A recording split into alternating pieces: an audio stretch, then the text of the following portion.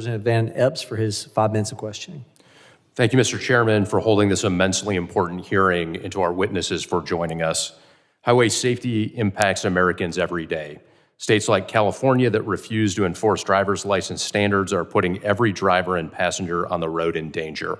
When even one unqualified driver is handed a commercial driver's license, the danger does not stop at a state line. It puts every highway and every family on the road at risk. And the reality is, this is not about a single reckless driver. It is about tens of thousands operating nationwide. Last year in my home state of Tennessee, the Biden administration granted a non-English speaking illegal alien work authorization, allowing him to obtain a commercial driver's license. This man went on to cause a multi-vehicle crash, killing one and injuring 2 others. These senseless deaths must stop. I'm extremely proud of what the Tennessee Highway Patrol has accomplished working with DHS to get dangerous illegal aliens off our roads and keep our communities safe. But this issue has to be fixed across the board. And whether it be fraud or sheer negligence, we cannot tolerate sanctuary cities giving licenses to unsafe drivers. Sheriff Del Toro, we have heard about the tragic vehicle incident in St. Lucie County, Florida, involving an illegal alien from India carrying a non-domiciled CDL, killing 3 people. While we recognize this remains an active and ongoing investigation, can you share any further details with us and how this incident has impacted your county? So it's impacted our county in a very tragic way by the loss of 3 lives. And it was an illegal U-turn in the middle of our Florida Turnpike. And really for no reason. There was no emergency that was ahead. It was just an illegal U-turn where completely unsafe maneuver caused 3 people who were traveling close to 80 miles an hour to go underneath the back of that truck and lose their lives. So it's impacted our community in a big way. It was a national story, obviously, because of the fact of the non-domicile CDL issue by an illegal immigrant that came over the border, I believe in 2018, was issued a notice to appear for that violation. And then, as the chairman stated, had failed a test in the state of Washington, I believe 10 times before obtaining it in California. So it shed a big light on things. And I think one of the things that we have to do as public servants and elected officials is identify problems and come up with ways to solve those problems. I believe the chairman mentioned there was 200,000 CDLs issued to illegal immigrants.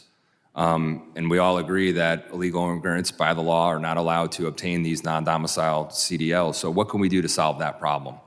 And I think Florida has taken a big step towards that. And I'd like to just share with you a few key components to some changes that they've made regarding non-domiciled CDLs. Please. So Florida only issues licenses to drivers who are in the country legally. Licenses issued to non-citizens with temporary legal presence, non-domiciled, are valid for a year or the last date of the customer's legal status, whichever comes soonest. For each license issued to non-citizens, Florida verifies electronically, which DHS and the SAVE system, that the customer had legal presence in the United States. We then scan and maintain all documents presented by the driver to establish their identity and legal status, and these documents are available in our David system.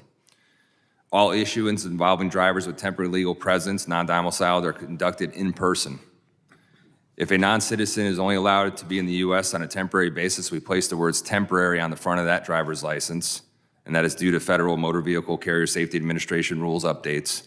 And Florida will also begin printing the words non-domiciled on the license moving forward.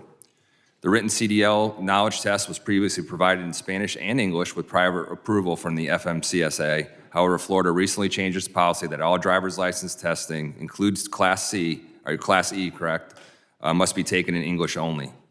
The behind-the-wheel CDL skills test is also provided in English as required by FMCSA regulations. And at the request of FMCSA, Florida paused all issuance of CDLs to non-domiciled drivers on November 24, 2025, and plans to resume issuances after the new FMCSA rules become effective in mid-March this month. So this isn't to hurt anybody that's here legally in our country. It's just a way to vet it out, increase our standards, which I think is our responsibility as elected officials to protect the public and enhance roadway safety. Thanks, Sheriff, and thanks for being here today. Mr. Chairman, I'm out of time. I yield back. The gentleman yields. I now